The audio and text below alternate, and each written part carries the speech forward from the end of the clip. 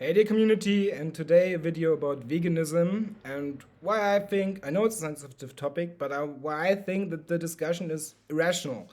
And this is based because I want to settle it with logic. I want to ground it on logical, philosophical principles. How logic is used to reason in philosophy. So the vegan debate, what is it? Some people don't eat meat and other animal products, and some people do.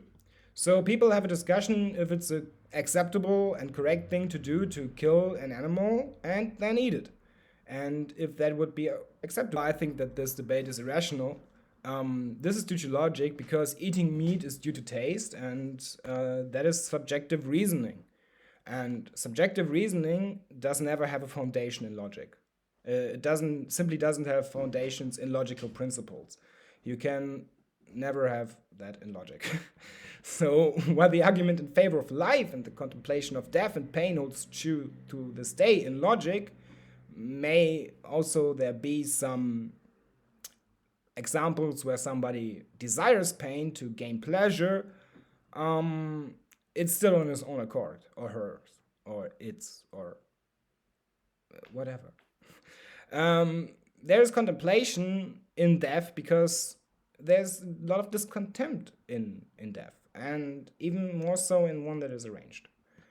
So that's basically also the vegan argument, right?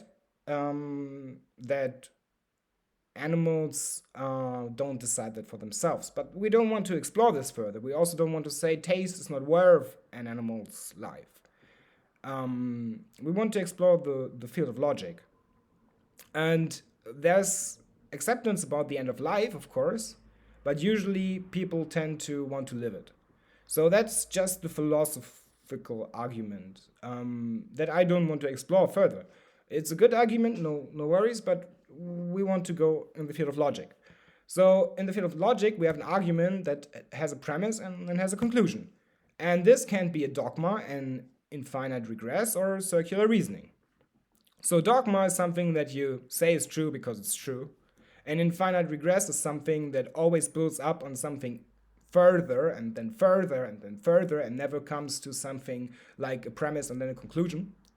And circular reasoning is basically if you say the sky is blue because the sky is blue. So it can't be anything of this. There needs to be, generally speaking, a foundation. We also have some other theories where we make a net of arguments and other philosophical theories, but in general speaking, if we want to argue, we need a foundation. Then we have empiricism versus idealism, but they all search for a foundation, and taste simply doesn't have a foundation because it's subjective reasoning, and subjective reasoning can't be transferred. So the only reason where actually subjective reasoning has a foundation is in free speech and in the way you manifest yourself into this reality. What I mean by that is the way that life is worth something so that everyone can create their life to their own accords. But we certainly don't have a foundation for taste. So what I think is that this whole vegan debate can be settled with logic, and that the people who want to eat meat need to have a better reason than taste. And that is not because taste is an insufficient reason, it's because in the realm of logic it is none at all.